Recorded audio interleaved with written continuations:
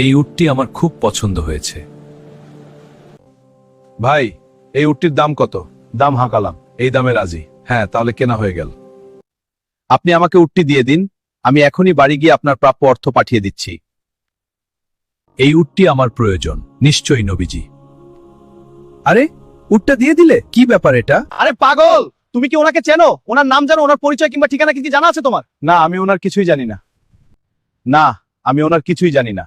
তবে কে চেনা জানাই দেখে বাকি ভর্তি দিয়ে দিলে উনি তো তোমার বড় লোকসান হয়ে যাবে। এত সুন্দর নুরানি চেহারাওয়ালা মানুষ কখনো বাটপার হতে পারে না, কখনো প্রতারক হতে পারে না, কখনো মিথ্যুক হতে পারে না।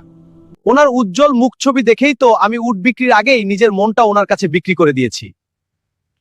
যাই বলো না কেন, আমার মন বলছে উনি অবশ্যই আসবেন, উনি টাকা পাঠাবেনই পাঠাবেন, উনি আসবেন। এই উটটি এখানে বিক্রি হয়েছে। মালিক কে ছিল? একটু আগে এখান থেকে কে উট বিক্রি করেছেন? আমি সেই মালিকের দেখা চাই। আমাদের প্রিয় নবী আপনার কাছ থেকে উটটি নিয়েছেন, এই নিন আপনার উটের মূল্য। আর সাথে নবীজি আপনাদের খাওয়ার জন্য কিছু খেজুরও হাদিয়া পাঠিয়েছেন।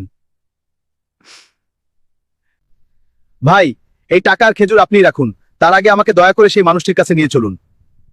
আমি শুধু উটি বিক্রি করিনি, ওনার নুরানি চেহারা দেখে আমার হৃদয় ওনার চরণ শুভেচ্ছা। আমি এখনই কালিমা মুসলমান। সুবহানাল্লাহ।